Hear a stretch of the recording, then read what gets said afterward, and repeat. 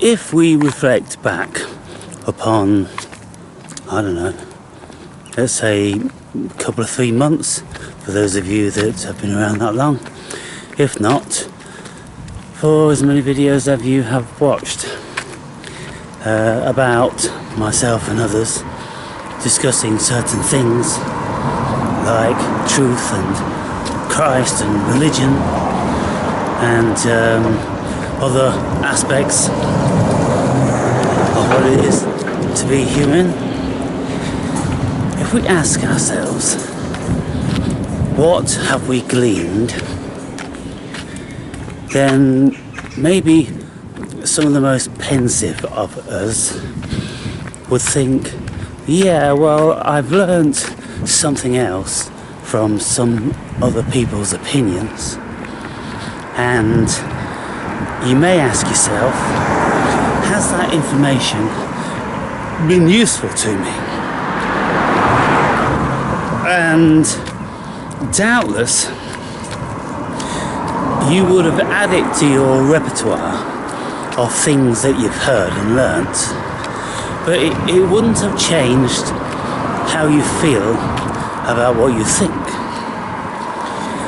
And all the people that I speak to or read comments from in relation to sending me this passage and telling me what it meant and, this and the other, nothing is ever going to change my mind.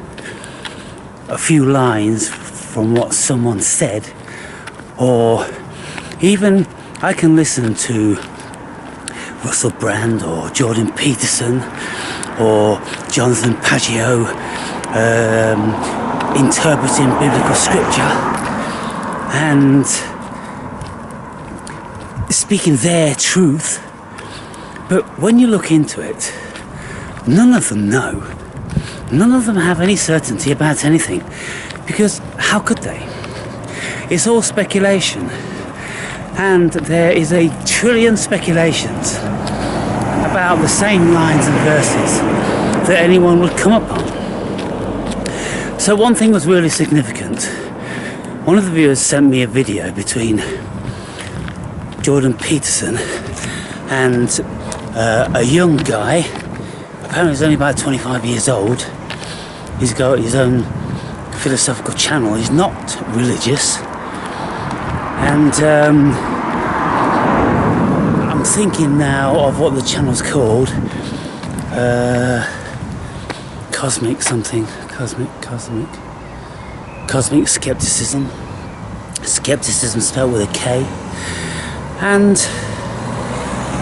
he's probing Peterson as to why Peterson says the things he does. Why do any of us say the things we do? Because there are a myriad spirits within us. There's a billion experiences.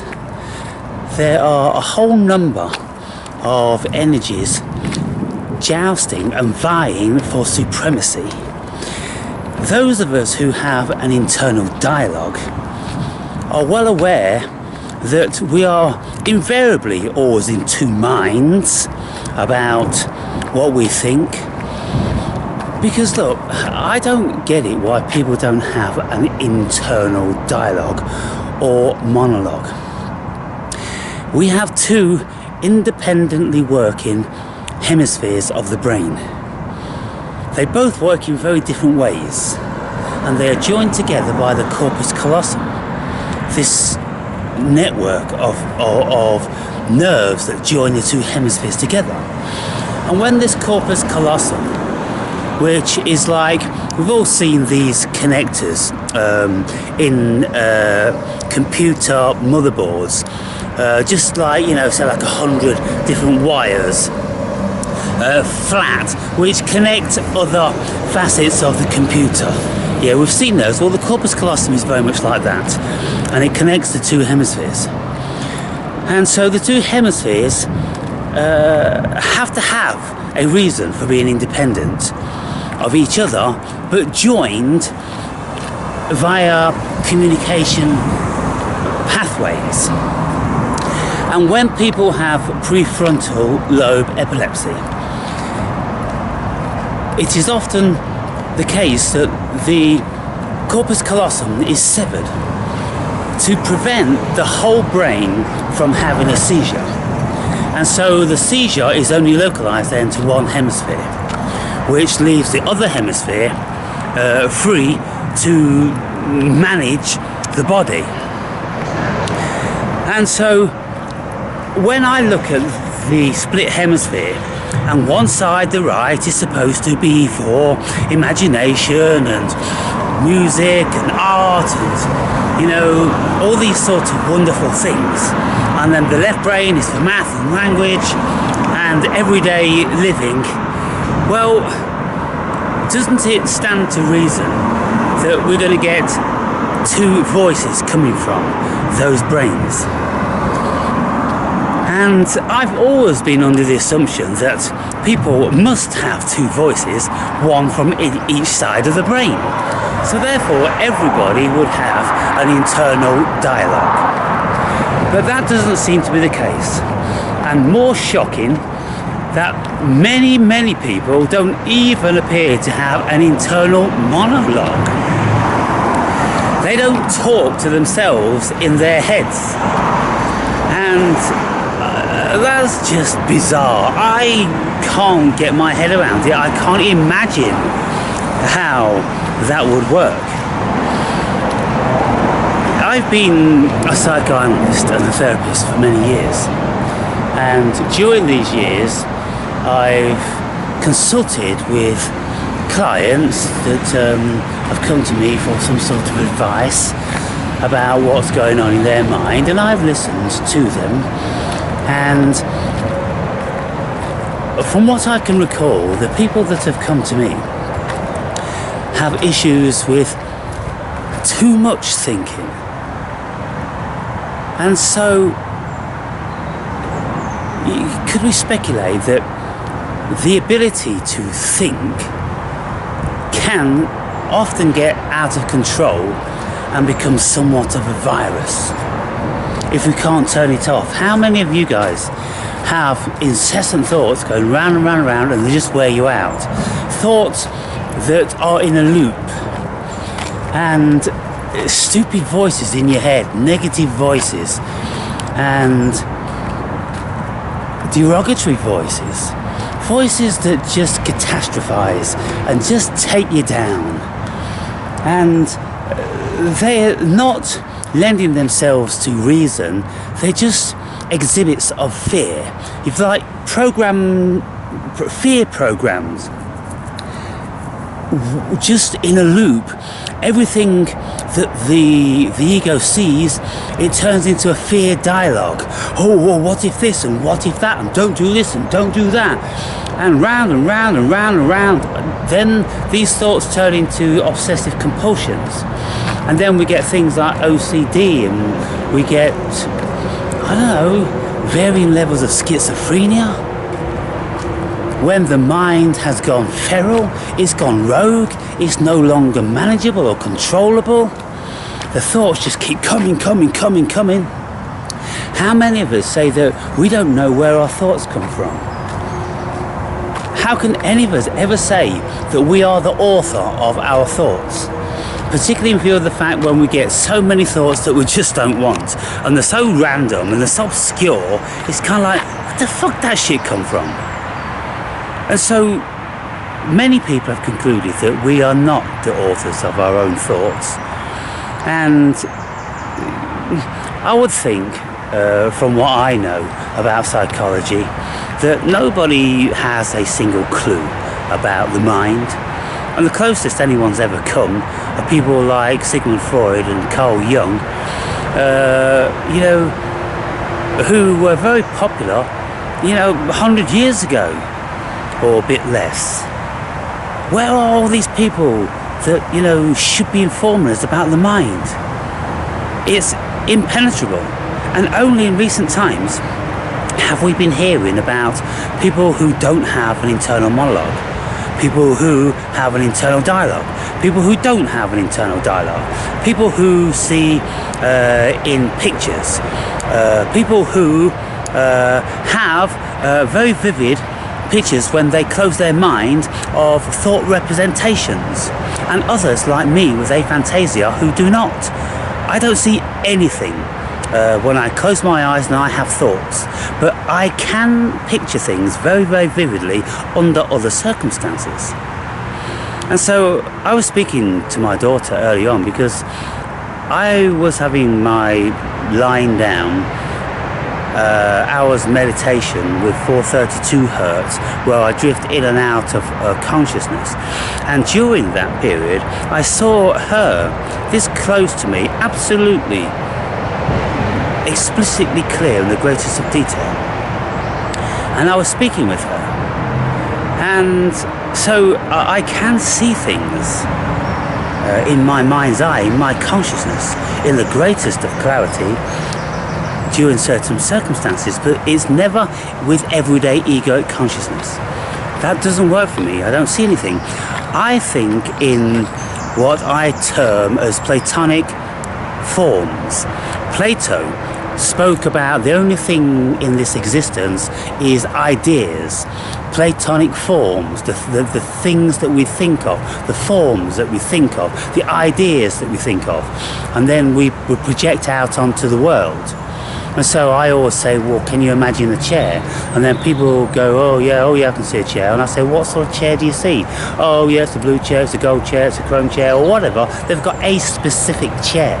And I'm like, have you really got a chair there? And they go, yeah, I can see it, you know, and they describe it. And I'm like, that's fucking weird. Because I don't have that. I just have as many ideas as I can conjure up in my mind.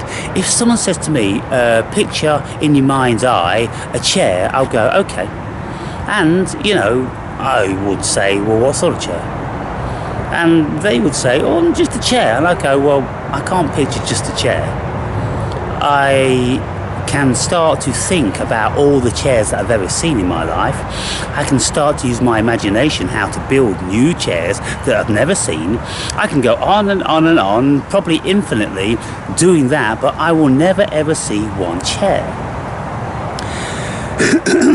So, when we look at the great variances, we're only beginning. Science hasn't told us this, people. What the fuck have scientists been doing? What the fuck have neurologists and psychoanalysts and all the rest of it been doing when they haven't told us that? They haven't come up with that one yet. You know, they've told us things about, you know, everything in the male, you know, mind is a representation of a cock or a pussy. You know, and then Jung told us that, you know, it's all mysticism and it's all mythology and it's all archetypes and all this sort of stuff. But why hasn't anybody until very, very recently said, oh, by the way, some of you will think in thoughts, others won't. Some of you will think in pictures, others won't. Some of you will think in abstract ideas, others won't. They haven't said it. I haven't ever encountered a psychologist or a scientist that has ever broached this. What's happening now is, due to the advent of YouTube, people are discovering these things for ourselves. So it appears that science is almost becoming obsolete. Because if we couldn't depend on science to give us those most rudimentary of things, then what really can we depend on science for? So, I'm asking here, people, have any of us ever changed our opinions? And, you know, we all are aware that of the futility of religious debates, like Islam against Christianity or Judaism. They will all be so firmly fixed on their dogma, and they will never ever budge an inch. They will never open their minds and consider that, you know, they are just indoctrinated the same as each other. They consider that their God is the great God and it's the only God, and he'll shut you down if you, and all this, and it's a sickness. It's a mind virus. Religion is absolutely a mind virus. And when we look at Christianity, Christianity has been stolen, pilfered, pillaged and fucking plundered from every other mythology or religion on the fucking planet. It's ridiculous, and yet people, they can't see that because they've never done the work, they've never done the research, they've never read another fucking book in their lives. They've been indoctrinated from a very young age, and that's it, Jesus is the Lord and he's our saviour, and Allah, Allah, Allah, Allah, Allah, and all this mental shit. Fucking mental. It's crazy, people. These people are fucking crazy. They are actually insane. And when you listen to people like Jordan Peterson, who is taking these biblical scriptures as absolutely gospel, immovable from reality, and trying to make them work, and holding his face and thinking hard, and the guy looks like he's in pain, and what he comes up with is just some bizarre fucking shit. You know, an interesting interpretation. And the good thing about this guy, Cosmic Skepticism, he said to Peterson, he said, do not think that what you've just said there, your interpretation, would be considered to be so outlandish by the vast majority of other people. Do you consider that anybody else would ever come up with your interpretation? And that was a very, very valid point. And that's the point I made before I was even watching that video, and I'm glad that somebody else thinks it. Because when people are looking, you know, Peterson sits around with his entourage of, you know, Jewish fucking scripture professors, and they're saying, well, you know, Exodus this, and fucking, you know, the Dead Sea Scrolls that, and all this business, and they're just hypothesizing and speculating and desperately trying to make sense out of a bunch of old fucking books which were pilfered and fucking pillaged and fucking plundered from, you know, the whole fucking world, from all different cultures, you know. And you can see that the story of Jesus is repeated, you know, through thousands of years, at least 30 times in other cultures. You know, the king being born, or the fucking God being born of a virgin, and then 3 kings going to see him, and oh my God, on and on and on and on. It's just ridiculous, it's tiring, it's annoying, it's fucking heinous. So, in view of this, why do I keep on with it? Well, I'm hoping I'm not going to be keeping on with it for too long. But the point is, you see, as a psychoanalyst, as a philosopher, as a spiritualist, as an intellectual of some variety, religion is a very, very powerful thing. And when we look at the amount of people completely indoctrinated into it, who would be prepared to kill, and even today, you know, on YouTube, how many hateful people are there who are supposed to be involved in the peaceful religions and the all-loving religions, and not to judge and not to hate, and, you know, all this stuff, and yet they call themselves adherents of these fucking sick cults, but they don't adhere to the tenets of it. And that's got to be mental. It's got to be a sickness when they don't even know what they're doing. They don't even know what the fuck they're believing in and worshipping. So, you know, nobody ever changes their mind. And all the people I'm speaking to, nobody ever changes their mind. Nobody. It takes a very big, open and free intellectual to be able to listen to somebody else and go, fuck, I didn't know that. I didn't know that. I was wrong. That's a good point. You're probably very right. I'm going to think about that. How many people actually do that? You see, one of the reasons I put all my videos out there, because I'm putting out what I am. I'm putting out how I see the world. And I'm giving opportunity for people to tell me I'm wrong and I'm an idiot and all these sort of things, because that gives me opportunity for self-reflection. Because when, you know, I see people's hate, then I, of course, reflect on my own psychology, on what I consider to be, you know, loosely speaking, a truth. And then I look at the psychology of the people who are saying these things. And, you know, so it's not just about a religion. It's not just about spirituality. It's not just about psychology. It's not just about philosophy. It's about the whole fucking thing, people. And I know from listening and reading your comments that the vast majority of you just are bereft of a whole multitude of study, particularly the religious adherents that don't even know what's out there as in opposition to your own religion. You just have accepted or been indoctrinated or beguiled and hypnotized into Jesus is Lord, and you don't know what Maya is. You have no other idea of any other religion or belief systems or ideologies or perspectives on the planet, and so how are you ever supposed to think that you're ever going to be open-minded? You're just simply not an open-minded person. And how many times have I got, I'm an open-minded Christian, and then they just spiel their fucking dogma, Luke this and Mark that and John that, so there, it's true. I'm like, well, have you read the fucking Upanishads? Have you read the Bhagavad Gita? Have you read Advaita Vedanta? Have you read Jain's philosophy? Have you read fucking Ahura Mazda? And all these sort of things. You know, how versed are you in other people's opinions and experience and cultures? You know, it's bizarre and it's sick and it's kind of heinous.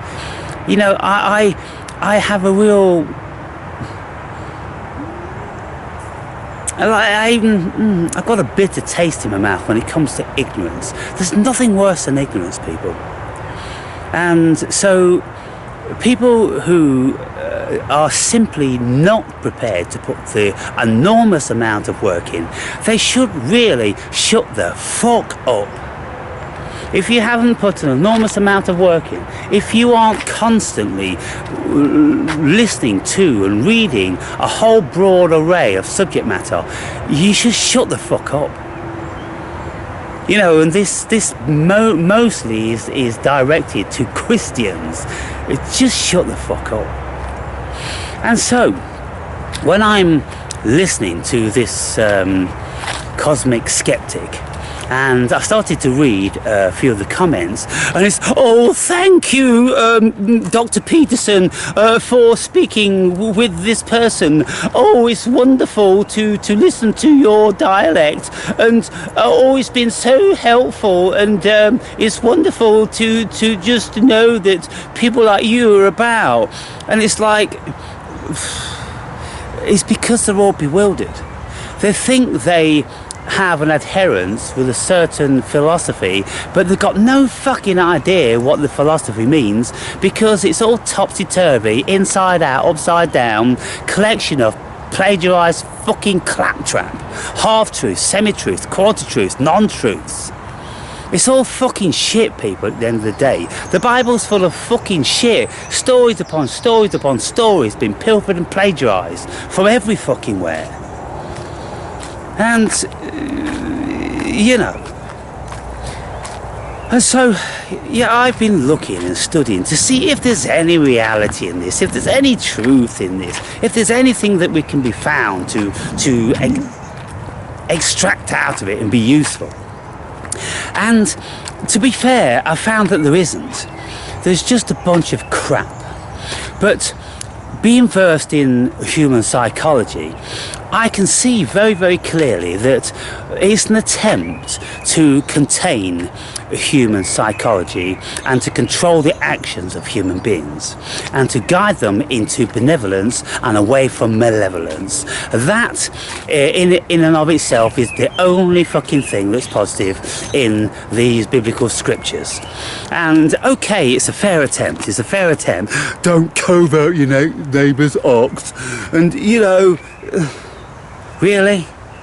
2,000 years ago, okay, maybe people would have needed that. Do we not think it's time to move on now? I think it's time for the second coming of Christ. I really do, with a new fucking book and a new philosophy. Because when we look at the Old Testament, who was supposed to be written by the same God, because Jesus is reputedly the same fucking heinous idiot that wrote and said and did all that shit in the Old Testament, which is all vile and fucking devilish, every single bit of it. But then Jesus discounted all that shit and said some more shit. Well, it's 2,000 years now since that crap, and so I think we need the second coming of Christ, and it needs to be somebody that's a little bit more fucking worldly wide and sensible, who keeps up with the times. What do you think about that, people? And so when we look around, there are great intellectuals. Yuval Harari, you know, he wrote Sapiens and he's wrote a lot of other books. Yuval Noah Harari, I think that's it. Yuval Noah Harari. And you know, there's a lot of intellectuals, and so let's get all these intellectuals together and see if they can, you know, come to any agreement on anything of the structure of humanity and how we should go forward, because it's all speculation, it's all hypothesis, and everyone's arguing with each other. And you know, one of the greatest things that came out of the Old Testament is the parable of the Tower of Babel, because we can see that that is absolutely true. Every fucker is speaking a different language, and nobody is ever going to get unity with the next man.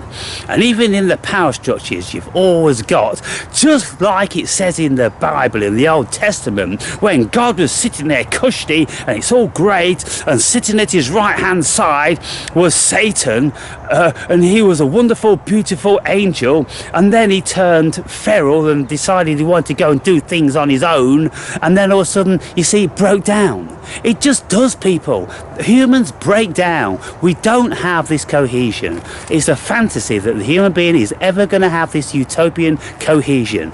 We're a heinous fucking dichotomous creature, and we're extremely self-serving, no less so than a hyena or a fucking wolf.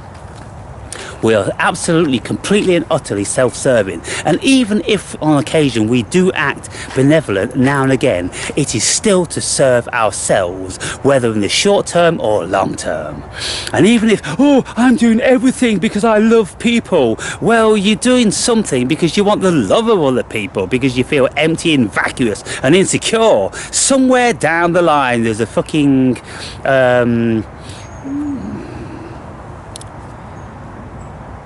something that happens when there's a gain, there's a subliminal gain, a secondary gain. There's a secondary gain that we get, that we're searching for. And it's like, look, if people have a bad back, oh, my back's bad, pet. Can you make a cup of tea? Yeah, sure, Harry. 5 minutes. Owen Dawes going round with the Hoover and the duster. What are we having for dinner tonight, pet? Oh, I don't know, what you fancy? Oh, I fancy sausage and chips. Okay, Harry.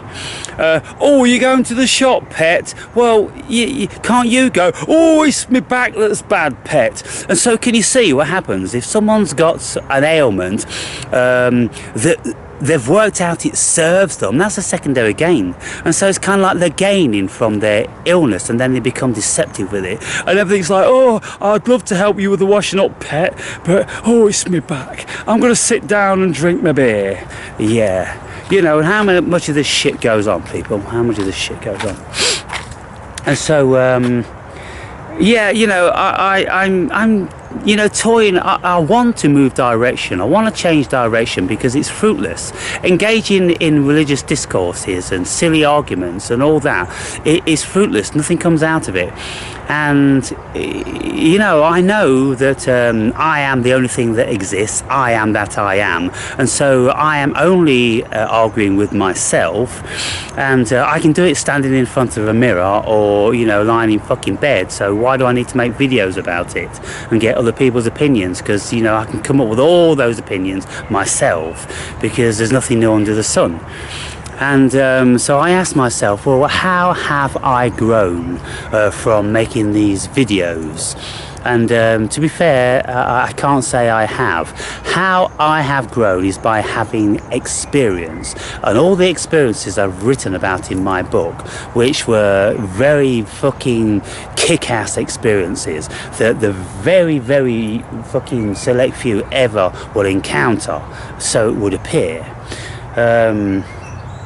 But these experiences that we have, some of you now and again vocalize them, and I'm like, that's it. Why can't everybody be talking about this? Why can't everybody tell their stories?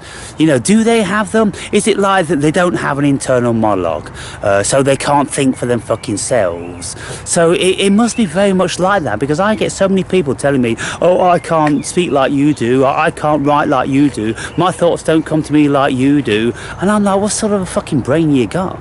But now I'm starting to realise. So in recent times, what have I gained? Well, I've gained something via that knowledge. And so that's been very, very useful to me. Talking about religion, how's that been useful to me? Not in the slightest. It's just made me kind of like even more pissed off, I suppose, at, you know, the dumb, hypnotised fucking idiots out there. You know, and I tried to contain myself from spitting vitriol, but I just don't like ignorance. I don't like stupidity. I don't like it when people can't actually think, and they don't go, well, look, let me look at this and let me measure it up or weigh it up against that. People don't do it. People with no internal dialogue cannot do that. And so everything that they don't do is, so it's just Jesus, I love Jesus. And that's it. And that's why we've got these freaks. They just love Jesus and just love Allah. And it's kind of like, have you ever thought about this bullshit that you think is fucking real and true and God's up in the sky? Think about it. This is why, you know, I speak about all is Maya, I speak about Advaita Vedanta, I speak about, you know, certain facets of Buddhism, because these people have thought about it for fucking years and years and years, and they've philosophized about their philosophy, and then they've looked at the flaws and the errors, and they've come up with something which is pretty substantial. And everything that Advaita Vedanta says, then, you know, as far as I'm concerned at this moment in time, I'm in agreement with, because it works for me. I can feel it, I can see it, I've experienced it, I know it to be as true as anything can be true. Jesus up in the sky, God in the clouds, no. God making the world in 7 days, no. Sorry, I can't even fucking begin to go there with that stupid bollocks. Please shut the fuck up and die. Good God. No wonder the illuminated ones, the globalists, want to fucking cool the population, and they want one religion. What religion is it that they want? It ain't none of that bullshit, for sure. I'm telling you now, it ain't none of that bullshit, people. You know, it's probably the religion where people worship them as the God. That's probably what it is. So, okay, to conclude this little fucking rant, as usual, I'm trying to move on. I've got 2/3 of the Second Coming of Christ to finish off the second book. So that's about 500 pages. I'm going to get through that because Paramahansa Yogananda, he wrote his interpretation from an Eastern perspective about all the things that Jesus said, and so it's a superb Eastern interpretation which makes a whole lot more sense than the Western dogmatic bullshit that just doesn't think. And he goes, that's true, Jesus walked on water, Moses parted the Red Sea. No, please, no, let's have a look at the metaphor, for goodness sakes. Let's have a look at some you know, fucking psychical implementations. We can't just be accepting that these people did this stuff. We can't really, because where does it take us? It just takes us into dumbfuck land. That's all it does, people. And so the Second Coming of Christ, the volume 1 and volume 2, absolutely superb, and I recommend them to everybody who is interested in Christianity. So I've got other things to read.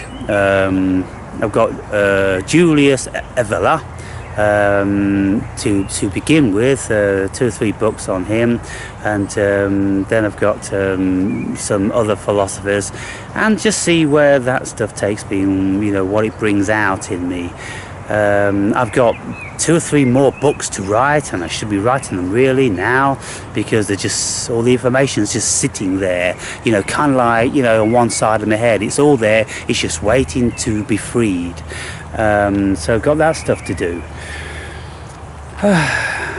Anyway, I've come out today because I'm going to be looking at plants. I made a video the other day about cow parsley and poison hemlock, and one of my long-term viewers is much more informed on this stuff than me, has pointed out that I wasn't correct in what I was saying, or there's most certainly some room for speculation. And so I'm going to be getting some closer inspection to these plants to see if we can nail it down, because I've listened to half a dozen of videos before I came out on these plants, and it still isn't clear. And the thing is about plants, you know, there are a lot of variants, and so, you know, whenever people speak about, oh, this is this one and that's that one, but you just don't find these typical, fucking stereotypical plants very often in nature. And particularly when we're dealing with the world, you know, we have poisonous hemlock probably on every single northern and southern fucking continent, really. Apart from Antarctica, but you know, let's just say in the whole of Europe and in America and these sort of countries, we've got this shit. And look, anyway, that's what I'm going to be doing in the next video, so if you want to watch that, tune in.